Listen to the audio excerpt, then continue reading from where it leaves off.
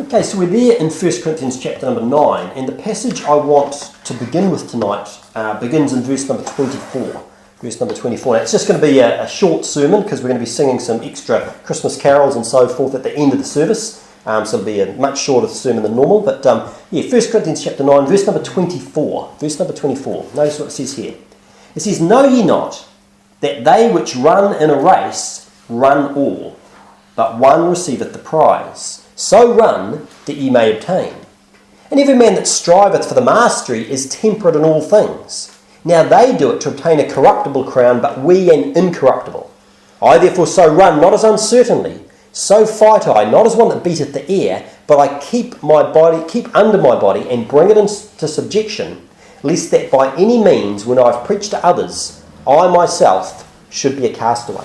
So Paul here, he mentions running 4 times in about 3 verses. He talks about running. He says, "Know ye not that they which run in a race run all. One receiveth the prize. So run that ye may obtain." Verse number 26. "I therefore so run." So over and over he's saying run. And in fact, you'll find the word run or ran or variations of it over 150 times in the Bible. You'll find it talking about that.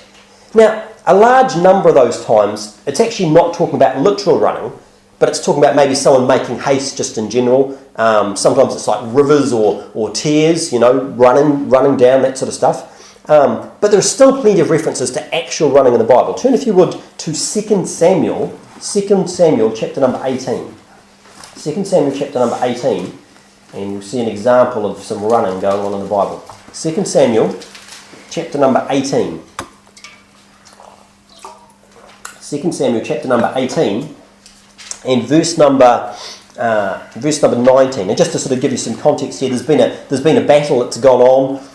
Remember, Absalom rebelled against his father David, and they ended up having a battle. And of course, David didn't want Absalom to be hurt. In fact, he gave people specific instructions not to hurt Absalom. But Absalom ended up getting caught in a tree, like his donkey or whatever ran under, and he got stuck and he was hanging in the tree. And then Joab, David's leader, he basically went and finished him off. He went and stabbed him, killed him. Okay, so that's basically what's happened. So Absalom, who's rebelled against his father David, the king, his army's been defeated, and Absalom himself has died. And so there we are in verse number 19. "Then said Ahimaaz, the son of Zadok, Let me now run and bear the king tidings, how that the Lord hath avenged him of his enemies." So he's saying, "Look, I'm going to go and tell David that Absalom has been avenged, he's died." And Joab said unto him, "Thou shalt not bear tidings this day, but thou shalt bear tidings another day. But this day thou shalt bear no tidings, because the king's son is dead." Then said Joab to Cushai, "Go tell the king what thou hast seen." And Cushai bowed himself unto Joab and ran. So for whatever reason, Joab says, "No, Ahimaaz, I don't want you running." And he says, "Look, Cushai, you go and pass the message on." Then said Ahimaaz, the son of Zadok, yet again to Joab, "But howsoever, let me, I pray thee, also run after Cushai," saying, "Look, I want to run, I want to go and take this message." And Joab said, "Wherefore wilt thou run, my son, seeing that thou hast no tidings ready? But howsoever," said he, "let me run." And he said unto him, "Run." Then Ahimaaz ran by the way of the plain and overran Cushai. So the first messenger takes off, but then Ahimaaz, he runs and he overtakes him. And David sat between the 2 gates, and the watchman went up to the roof over the gate unto the wall, and lifted up his eyes and looked, and behold, a man running alone. And the watchman cried and told the king, and the king said, "If he be alone, there is tidings in his mouth." And he came apace and drew near. And the watchman saw another man running. And the watchman called unto the porter and said, "Behold, another man running alone." And the king said, "He also bringeth tidings." And the watchman said, "Methinketh the running of the foremost," the one in the lead, "is like the running of Ahimaaz, the son of Zadok." And the king said, "He is a good man, and cometh with good tidings." And Ahimaaz called and said unto the king, "All is well." And he fell down to the earth upon his face before the king, and said, "Blessed be the Lord thy God, which hath delivered up the men that lifted up their hand against my lord the king." And the king said, "Is the young man Absalom safe?" And Ahimaaz answered, "When Joab sent the king's servant, and me thy servant, I saw a great tumult, but I knew not what it was." That's not true, because he knew that Absalom had died. Remember he said how about, then said Ahimaaz, back in verse 19, "Let me run and bear the king tidings, how the Lord hath avenged him of his enemies." So he knew. But he's not saying, he said, "I didn't really know what it was." Obviously he just wanted to run and bear him some news. And the king said unto him, turn aside and stand here. And he turned aside and stood still. And behold, Cushai came. And Cushai said, Tidings, my lord the king, for the Lord hath avenged thee this day of all them that rose up against thee. And the king said unto Cushai, Is the young man Absalom safe? And Cushai answered, The enemies of my lord the king, and all that rise against thee to do thee hurt, be as that young man is. So he's saying, look, Absalom, it's all over for him. And the king was much moved, and went up to the chamber over the gate, and wept. And as he went, thus he said, O my son Absalom, my son Absalom, would God I had died for thee, O Absalom, my son, my son. Okay, and so what we see here is we see this is a famous example, if you like, of a race in the Bible. These two had a race. The first one was supposed to go and give a message. The other one said, I want to run, and so he ran after him, he overtook him, he got there first, okay? At least certainly he was in a race. Now this is a little bit sort of reminiscent of the original marathon. We're not sure how far it was that they were running, but certainly it sounds like it was some distance. But the original marathon, I don't know if you're familiar, that was running to bring news of a battle. Okay, it wasn't quite the same result as we saw in the original marathon one, which is basically, I mean, the accounts we have it are not necessarily accurate, but basically what they say, there was a guy marathon. It comes from, there was the legend of a guy Philippides, who was a Greek messenger. And basically what happened was he was sent from the battlefield of Marathon, which was a place where this battle had happened, and he ran from Marathon to Athens to announce that the Persians had been defeated in the Battle of Marathon. So he'd fought in this battle, they win, and so he runs all the way to Athens to announce that they've won. This was back in August of September of 490 BC. Okay, 490 BC, so a long time back. And it is basically said that he ran the entire distance without stopping, burst into the assembly and shouted victory or we've won or words to that effect, and then he collapsed and died. So, and apparently the distance from Marathon to Athens is it's about 25 miles, give or take. And so that's kind of where they get the rough distance, etc., for running that marathon. Now you might think, that doesn't really sound like a great advertisement for running. But did you know there's actually many people who think that the human body is built for distance running? Did you know that? Many people actually think that. In fact, there's this article I was looking at in the New York Times, which basically said, it's called The Human Body is Built for Distance. It says, does running a marathon push the body further than it's meant to go? Now, the conventional wisdom is that the distance running, it leads to debilitating wear and tear, especially on the joints, But that hasn't stopped runners from flocking to starting lines in record numbers. In 2008, in the United States, there were over 400,000 marathoners who crossed the finish line. Okay, that was an increase of 20% from the beginning of that decade. Okay, Running USA, the magazine, says next week about 40,000 people will take part in the New York City Marathon. So bear in mind this is about 9 years ago, so it's probably increased since then. Injury rates have also climbed, with some studies reporting that 90% of those who train for the 2.6 mile race sustain injuries in the process. That doesn't sound too good if 90% of people are getting injured. But now a best-selling book has reframed the debate about the wisdom of distance running. In Born to Run, Christopher McDougall, an avid runner who had been vexed by injuries, explores the world of some particular Indians of Mexico. There's basically this tribe, I won't try and pronounce it, Tarahumara Indians in Mexico. They're a tribe, they're known for running extraordinary distances in nothing but thin-soled sandals. Okay, which is quite interesting. I actually tried it. I'm not sure what sort these guys have got, but I tried it. I picked them up from the warehouse. I think about $15, and I've done some running in them, just sort of like a quarter of an hour, up and down hills and stuff. And it's actually really pleasant. It feels like you're running on a mountain trail because you got the breeze blowing through your toes. It's quite good. But anyway, this guy McDougall, he makes the case saying that running isn't inherently risky. Instead, he argues that the commercialisation of urban marathons encourages overzealous training. So people are training too hard for what they're doing. But also, he says the promotion of high-tech shoes has led to poor running form and a rash of injuries. Because of these flash shoes that we've all got, with the cushioned soles, the way we run, that's actually causing injuries. He says the sense of distance running being crazy is something new to late 20th century America. He says it's only recently that running has become associated with pain and injury. Most mammals can sprint faster than humans. Okay, we're not the fastest animals around, or not that we're animals, but we're not the fastest creatures around. Having 4 legs gives them the advantage. But when it comes to long distances, humans can outrun almost any animal. Because we cool by sweating rather than panting. We can stay cool at speeds and distances that would overheat other animals.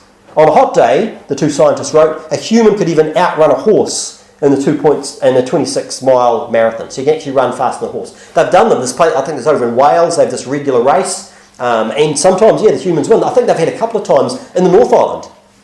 And so far, 2 out of 2, I think the third one might be this year, 2 out of 2, it's been won by the horse. The horse and the rider has won. But it's been pretty close. Okay? The article goes on to say, humans are good runners in the heat. We have such a great cooling system, many sweat glands, little body here.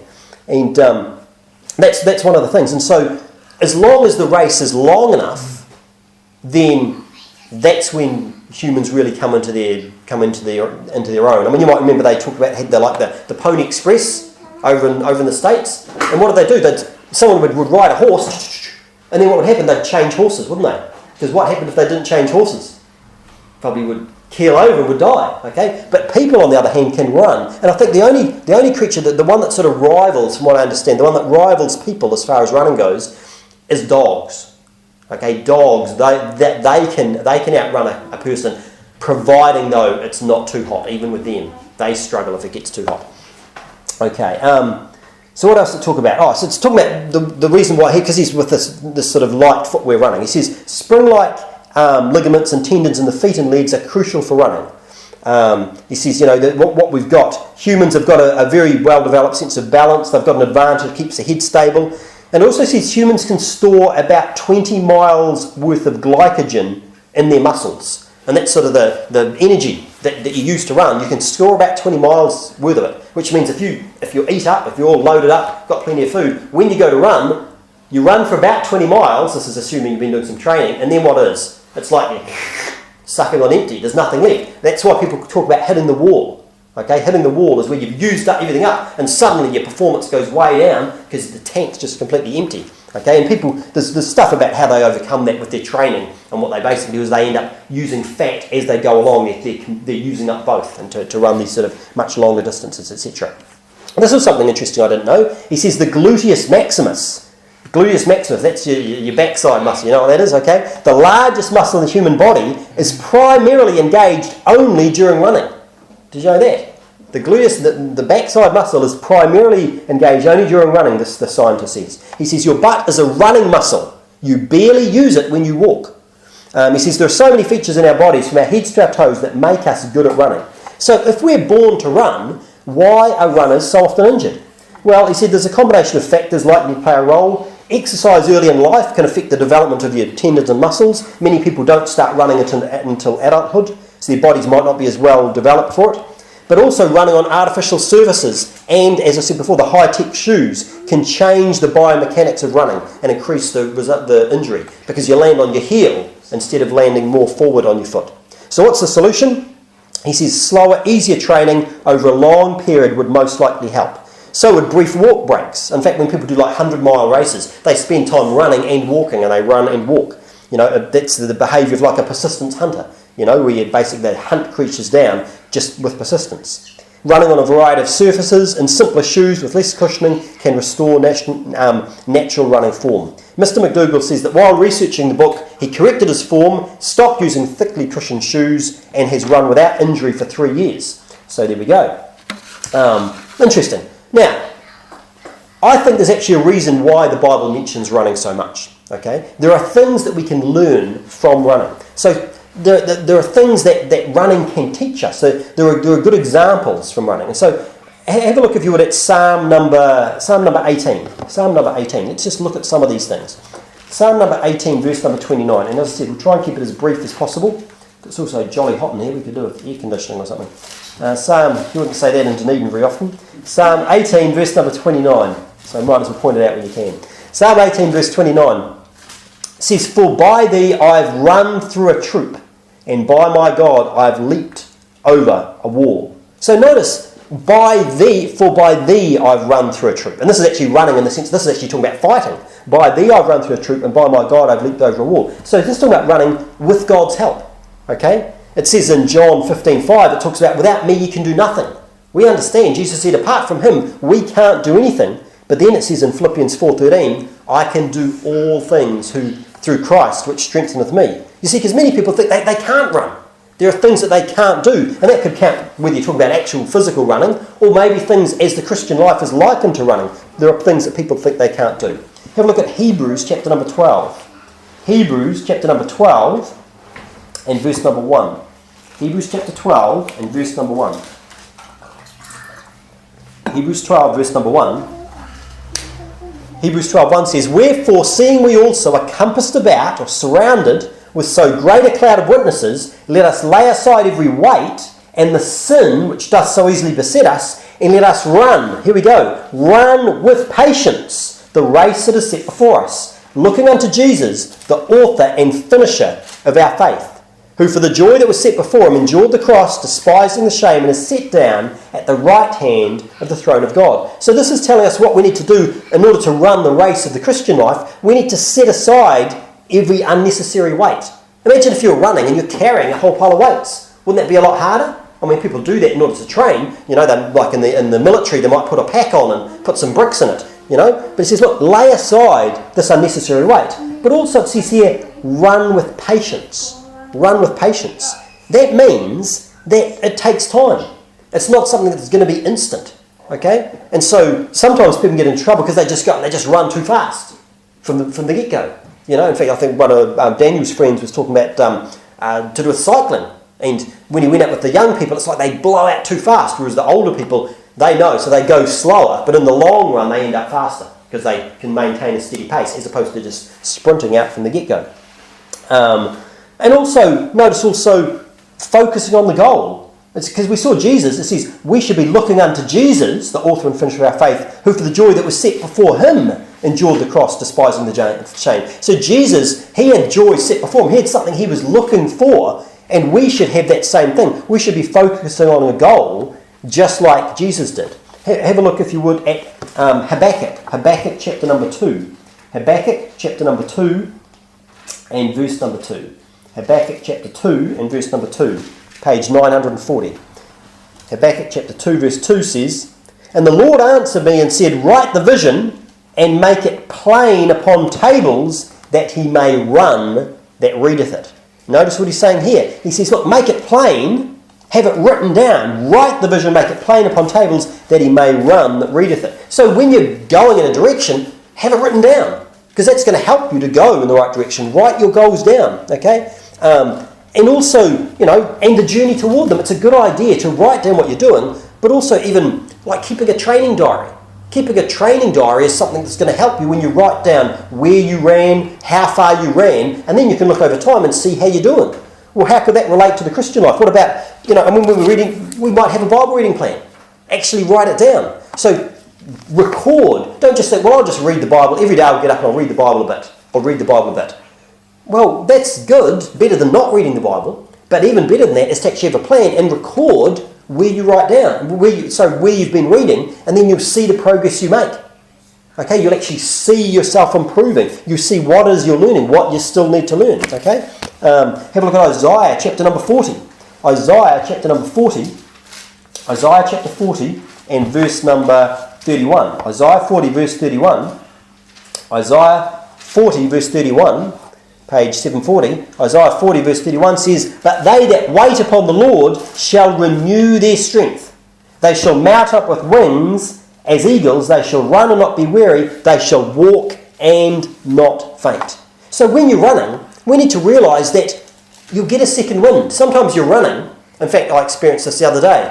I was down in town, we'd been doing some shopping, and I ran home from town. And when I first started out running, I was running along and I thought, this is really hard work. I felt really tired, you know. But when I kept running, it's just like after a while, your sort of system kicks in and it's like you get your second wind. You get your second wind, okay? And so realise we're going to get the second wind. Well, it says here, they that wait upon the Lord shall renew their strength. They shall renew their strength. They shall mount up with wings as eagles, okay? So we need to understand we'll get a second wind. Even if it feels hard, keep going, maybe slow down a bit. Maybe slow down a bit, but keep on running. Have a look at Psalm 19. Psalm 19 and verse number 5. Psalm 19, verse number 5. Psalm 19, verse number 5 Psalm 19 verse number 5 says, which is as a bridegroom coming out of his chamber, and look at this, and rejoiceth as a strong man to run a race. So this is talking about a strong man running a race, but what does it say he's doing? He's rejoicing. So he's happy about running a race. Why would someone be happy about running a race? Imagine if someone said to you, look, guess what? You're in a race. You've got to run in a race right now. As soon as this service is finished, you're out the door and you're running. Now, some of you might be happy about that. Some of you might not be happy. You might think that wasn't a good idea. Now, the thing about it is, what would determine whether you're going to rejoice about that or not would probably determine if you were prepared. If you're prepared for running, then you'd be happy about it. You rejoice, okay? So when you're prepared, then you look forward to running. But if you're not prepared, if you're unprepared, that's not something you're going to look forward to. You know? I mean, I prepare when I come and preach a sermon. I come and prepare before preaching the sermon. If I had to preach a sermon without preparing, I suppose I could do it, but I wouldn't be looking forward to it because I'd be unprepared. What am I going to say? What am I going to talk about? I'm not really sure. Okay, so when you prepare, then you're ready for it. And so he's rejoicing to run a race. Why? Because he's prepared. Look at Jeremiah chapter number 12. Jeremiah chapter number 12. Jeremiah chapter number 12 and verse number 5. Jeremiah chapter 12 and verse number 5. Jeremiah 12 and verse number 5. Jeremiah 12:5 says, if thou hast run with the footmen, and they have wearied thee, then how canst thou contend with horses? And if in the land of peace, wherein thou trustest, they wearied thee, then how wilt thou do in the swelling of Jordan? So here it's saying, look, if you've run with the footmen, and in this sense when it talks about running, it's actually talking about if you've been fighting, if you've been battling with foot soldiers, how are you going to do when you've got to fight against, mounted soldiers? Okay? So if you can't handle competing with these footmen, what are you going to do when you come up against the cavalry? And so what it's noticing is that, pointing out, we should be prepared, we need to prepare for greater things by doing lesser things. Start small. So if you're going to start running, don't go out and just suddenly, I'm just going to go out and just run for an hour when you've never run before. That'd be a bad idea. You'd be better off to go out and run for 5 minutes. Run for a few lampposts and then back again. You'd be better to do that. So then the next day you can do the same thing again. Because if you went out and ran for an hour, you probably wouldn't be able to move the next day. You probably wouldn't get out of bed. You'd be aches and pains and you probably would have injured yourself, okay? So start small. Prepare for the smaller things in order to be able to do the greater things. Now, there are also a lot of examples in the Bible, bad examples of running.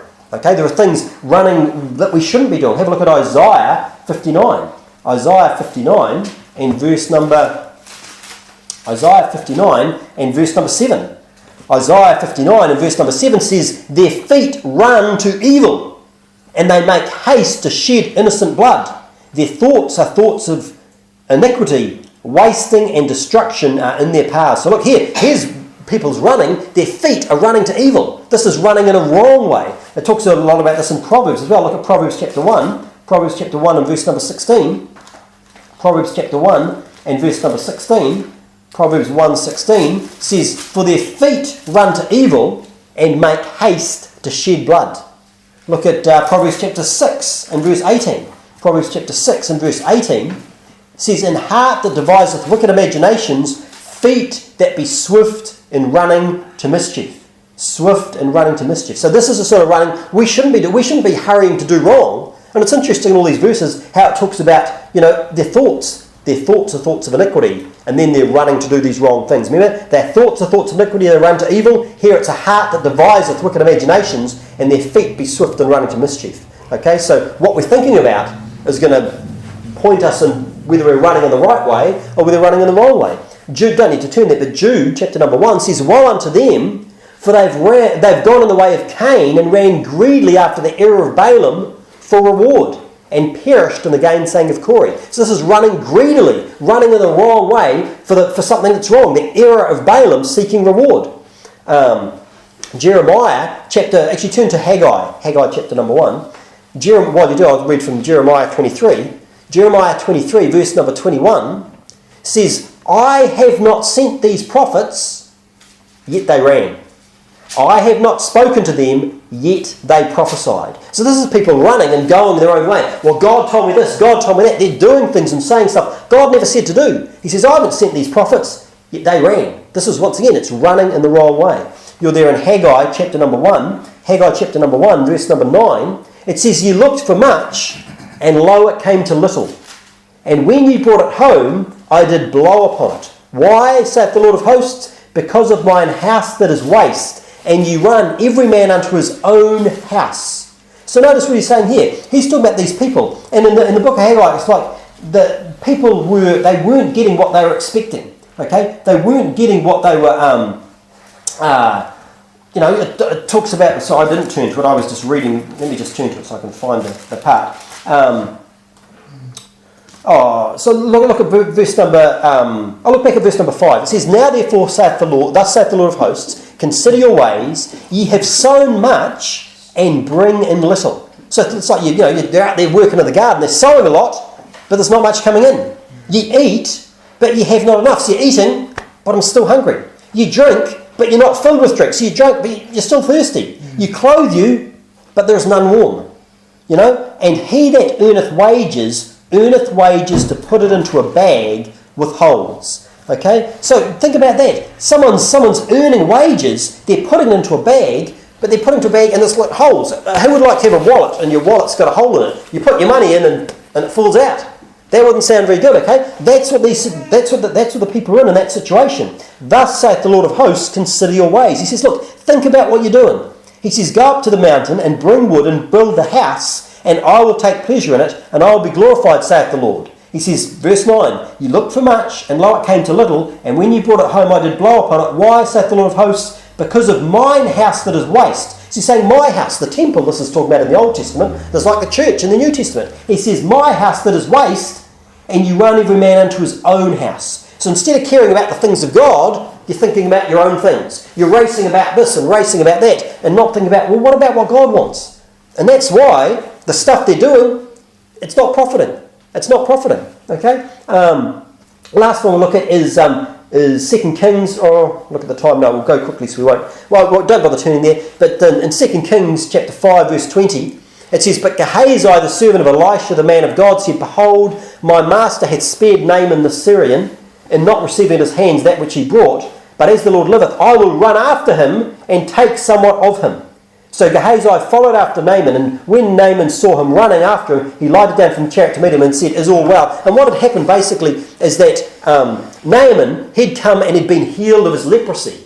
Okay, he'd been healed of his leprosy by Elisha. Obviously God had healed him, but Elisha was the prophet that was used to heal him. And he said, "Look, I'll pay you, I'll give you all this wealth." And he had a whole pile of goods and stuff with him. And he says, "Keep it to yourself." And so he leaves, but then Elisha's servant Gehazi thinks, "I could do with a bit of that." So he runs after him and says, "Look, Elisha's changed his mind." In fact, he makes up a story about these people who have come. And so these people have come and look, can we give us this and give us that? Okay? And it ends up, what happens, he ends up getting leprosy himself. The leprosy that Naaman had clave to Gehazi instead. But what he was doing, he was running in the wrong direction. He was running in the wrong way. So there's a right way you can run, and there's also a wrong way that you can run. Okay, so wrapping up. We've had a brief look at it's some of what the Bible says about running. Remember we started back, actually turn back to 1 Corinthians chapter 9. 1 Corinthians chapter number 9, where we started. 1 Corinthians chapter 9 and verse 24. 1 Corinthians chapter 9, verse number 24. We are in a race. We are in a race. It says in verse 24, "Know ye not that they which run in a race run all, but one receiveth the prize." So everyone's running in the race, but only one's receiving the prize. He says, "So run that ye may obtain." So Paul says, you should run in order to get a prize. In other words, he's saying, don't run slowly. Run as though you're trying to win. Don't think, well, I'll just potter along. No, he says, run and try and win. And every man that striveth for mastery is temperate in all things. So if you're striving for mastery, if you're trying to win a physical race, what do you need to do? Be temperate, self-controlled. That means you've got to, well, they say, I think in the military they talk about that. They say that you've got to, there's the most important exercise you can do. If you want to lose weight, the most important exercise is this. That's the exercise. You've got to do that exercise. They say, is it push-ups? No, it's pushing the plate. Push the plate away from you. Self-control. That's what you have to do, okay? And so that's what we're saying here. Look, they're temperate in all things. If you're wanting to win an Olympic medal, you have to control what you eat. You have to control what you drink. You have control, be temperate, be self-controlled. He says, now they do it to obtain a corruptible crown. A crown there, you win an Olympic medal, but then who remembers that? Who can remember what one thing, what people won 50 years ago? It'll disappear, or even what happened, people won last year. He says, but we an incorruptible. I therefore so run, not as uncertainly, so fight I, not as one that beateth the air, but I keep under my body, and bring it into subjection, lest that by any means when I preach to others, I myself should be a castaway. So God wants us to run. And as 2017 starts to wind up, take some time. Take some time to think about 2018, next year. Think, how did you run, and this is talking about the Christian life, how did you run in 2017? As far as serving God goes. Did you run at all as far as serving God? What are you going to do in 2018? It will be a good thing for you and for all those around you if you decide, I'm going to run in 2018. I'm actually going to do some running in 2018. Maybe you've already been running. But every one of us we can pick up the pace next year. We can pick up the pace and we can run better. You might say, I'm tired. Well, guess what? God will renew your strength. He'll give you the second wind like we saw in Isaiah 40. Don't go too fast. Remember, it's not a sprint. Remember it said in Hebrews 12, we run with patience. It's not a sprint. Make a plan. Make a written plan. Keep a training diary. Write down what it is you're going to do. Get one of these Bible reading plans and determine you'll fill it out. Okay? Fill it out. Write it down and record what you're doing. And of course, the last point that I think that can really be helpful is actually decide to hit the ground running. You ever heard that expression, hit the ground running? Now, there's various debates about where it comes from. People talk about it's like if someone's jumping off a plane or off a train or whatever, hit the ground running so you can actually keep going. There's various debates about what it is. But the idea of hit the ground running is that you want to hit it at pace. It's like, think about when it comes to New Year's resolutions. Like a lot of people will make New Year's resolutions. They might decide, I'm going to really up my Bible reading next year. I'm going to do this and do that. Maybe my church attendance, I'm going to decide, I'm going to attend more church than I had been doing. Maybe I'm going to spend time in prayer. I'll get up and pray first thing. Before I have breakfast, I'll pray each day. Maybe it's going soul winning. I'm going to go soul winning every week. Every week I'm going to make sure I go soul winning. Maybe I'm going to decide I'm going to go 2 times a week. Maybe 3 times a week. Maybe it's some particular sin that you're wanting to get out of your life. Maybe you've got, maybe you're struggling with smokes or whatever else, something else that you're thinking, I want to get rid of that out of my life. Well, a great idea would be hit the ground running, start before the new year rolls around. So that when 2018 begins, you're already moving in the right direction. In other words, don't think, I've got my Bible reading plan and I'll wait till January the 1st and then I'm going to get into it. Your best bet is to start right now. And understand what I'm saying. Don't go off at a sprint, which isn't sustainable, but put one foot in front of the other and begin to run. It says in Hebrews 12:1, it says, let us run with patience the race that is set before it. One of the other things about running is that anyone can actually do it. You look at these really long distance runners, and when they do long distance, did you know they actually find that the woman can actually do, the gap between men and women they come together here. Unlike with the short races, with the sprints, where the men are faster and stronger, in the long distance running, these women can outperform men in many cases, And so it's something anyone can do, man and woman, boy or girl, young or old. And that's the same thing with the Christian life. Hit the ground running in 2018 and you'll be amazed what God can do through you. Okay? Decide. It's time to run. Let's pray. Gracious Lord, we thank you for your word. And Lord, I just pray you'd help each one of us to look at what we've been doing in 2017 and look at what we'd like to do in 2018. To sit down to make some goals, to make some plans, and to centre them around what interests you, what you would have us do. Not to be off running in our own direction, doing things that have no eternal value, but help us to run the race that you've set before us. Looking unto Jesus, the author and finisher of our faith. Lord, we thank you and praise you and love you. In Jesus' precious name, amen.